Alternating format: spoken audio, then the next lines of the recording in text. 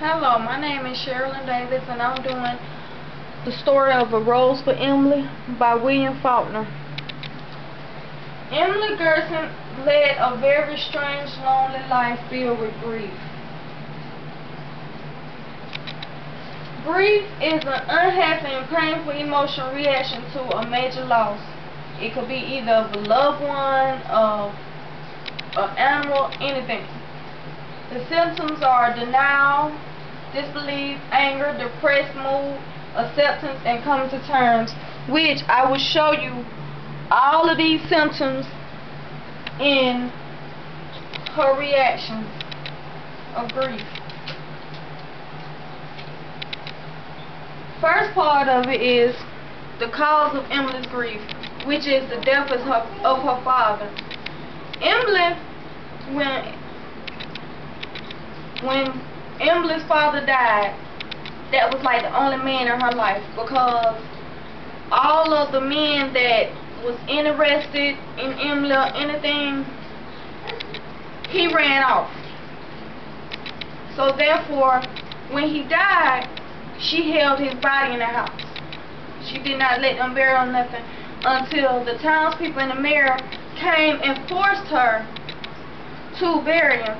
So therefore, Emily's father's death, it's like she's in disbelief that he's actually gone, like the only man in her life is actually gone.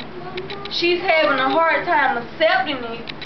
Now she's in this depressed mode because she's in the house, don't come out the house, don't do nothing. They hardly ever see her. The only time they see her is when she comes to one of the windows in her big old house that she lives in. And coming to terms is basically the same thing as accepting the fact that he's gone, he's not coming back. And then after that, she met a guy. He was a construction worker. He came in to do the roads in the city, to pave the roads in the city. And she met him. She fell in love with him. They started traveling. He got her to start coming out the house, start traveling through through the towns and everything. And this is the person that the town thought she was going to end up marrying. And he left.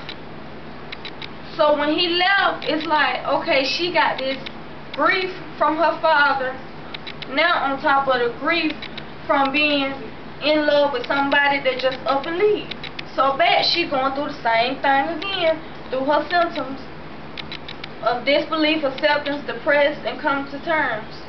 Because as us women, we know how I feel for a person that we in love with to leave, and we having a hard time of coming to terms of being without that person, a hard time accepting it, and disbelief that they actually left. So what happened was she had all these feelings balled up together. The death of her father, plus the death of Humbleberry and leaving, caused her to end up killing him. She got some food. While he was gone, she went and ordered some rat poisoning. And the town say the last time that he went in, he didn't come out no more.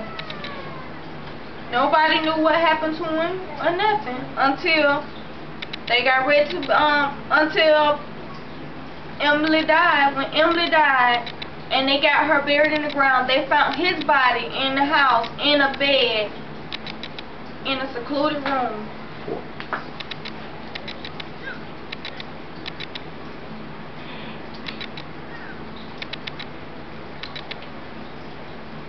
Like I said, he got her body in she had his body in a secluded room, and the way that they knew he had been dead for a while, he was turned to a skeleton.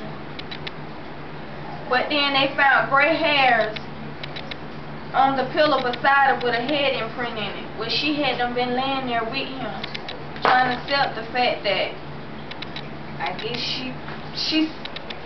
he was dead and she was alone again. But I guess she felt like she had company, because even though he was dead, his body was still there. So I guess she's thinking that he was still there with her.